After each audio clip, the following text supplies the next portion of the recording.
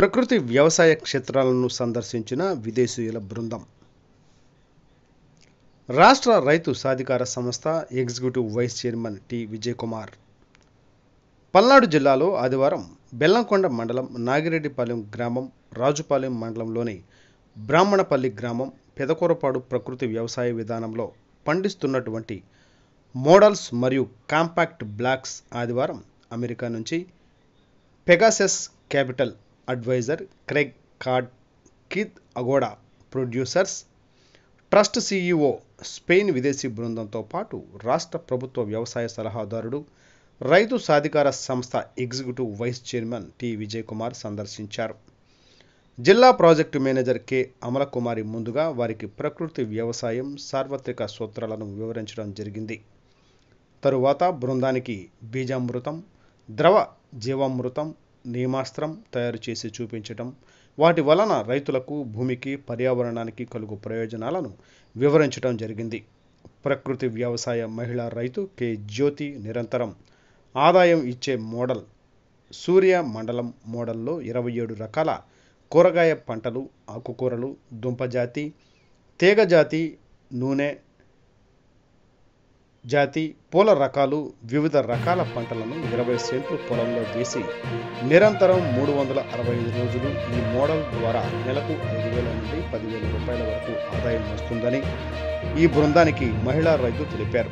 భూమిలో వివిధ రకాల పలు పంటలు వేయడం వలన జీవ వైవిధ్యం పెరిగి భూమి సారవంతమవుతుందని, చీడపీడల ఉధృతి తక్కువగా ఉంటుందని తెలియజేయడం జరిగింది.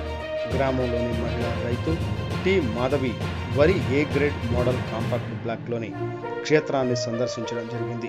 ఈ క్షేత్రంలో గట్లపై అరటి, కొబ్బరి, బొప్పాయి, జామ, బంతి, అన్ని రకాల ఆకుకూరలు, కూరగాయలు, దుంపజాతి మరియు తీగజాతి వేయడం జరిగింది.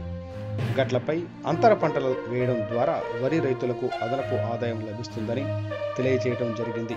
స్వయం సహాయక సంఘంలోని మహిళా రైతు గారు టి సావిత్రి ప్రకృతి వనరుల కేంద్రాన్ని సందర్శించి ఎగ్జిక్యూటివ్ వైస్ చైర్మన్ రైతు సాధికార సంస్థ శ్రీ టి విజయ్ కుమార్ గారు మాట్లాడుతూ, ప్రతి గ్రామ సమైక్య పరిధిలో ప్రకృతి వనరుల కేంద్రం ఏర్పాటు చేసి రైతులకు ఘన జీవామృతం, అన్ని రకాల కషాయాలు అందుబాటులోకి తీసుకురావాలని సూచించడం జరిగింది.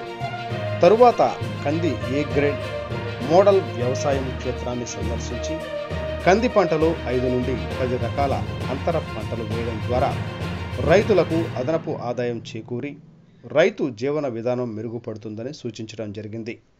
అంతేకాకుండా భూమిలో అన్ని రకాల సూక్ష్మజీవులు వృద్ధి చెందడం ద్వారా భూమి సారవంతం అవుతుందని, ప్రధాన పంటకు చీడపీడల ఉధృతి తక్కువగా ఉంటుందని తెలియజేయడం జరిగింది. అనంతరం నాగిరెడ్డిపాలెం గ్రామంలోని రైతు సేవా కేంద్రంలో ఏర్పాటు చేసిన ప్రకృతి వ్యవసాయ ఉత్పత్తులను సందర్శించడం, అనంతరం మహిళా సంఘాల సభ్యులతో ప్రకృతి వ్యవసాయ విధానాల గురించి చర్చించడం మరియు గర్భిణీలు, బాలింతలకు ప్రకృతి వ్యవసాయ విధానంలో పండించిన ఉత్పత్తులను ప్రతి నెల స్వీకరించడం ద్వారా వారికి సుఖప్రసవం జరుగుతుందని, రక్తహీనత ఉండదని, పుట్టబోయే బిడ్డ ఆరోగ్యంగా ఉంటారని బృంద సభ్యులకు వివరించడం జరిగింది. అనంతరం రాజుపాలెం మండలంలోని బ్రాహ్మణపల్లి గ్రామంలో రైతు గుర్రాల మల్లికార్జున పొలంలో ప్రకృతి వ్యవసాయ విధానంలో కందిలో 2 వరుసల మధ్యలో వివిధ రకాల అంతర పంటలు వేసిన విధానాన్ని పరిశీలించారు. 2 కంది వరుసల మధ్యలో గోరుచిక్కుడు, సజ్జ, బెండ, మునగ, పెసర, వీటితో పాటు 25 రకాల బయోడైవర్సిటీ పంటలు వేసుకోవడం వల్ల నేలలో జీవ వైవిధ్యం ఏర్పడి రసాయన ఎరువులు ఉపయోగించకుండా అన్ని మొక్కలని ఆరోగ్యంగా పోషకాల లోపం లేకుండా పెరగడం గమనించడమైనది.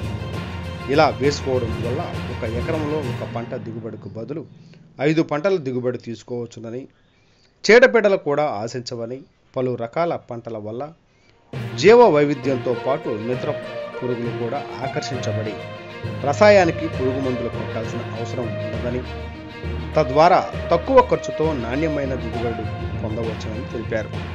అనంతరం పెదకూరపాడు మండలంలోని పెదకూరపాడు గ్రామంలో అమూల్య మహిళా రైతు పొలంలో ఆగస్టు నెలలో కురిసిన అధిక వర్షాలకు, వరదలకు మునిగిపోయిన ప్రకృతి వ్యవసాయం పంట పొలాలు ప్రతిఫలాలను పరిశీలించారు.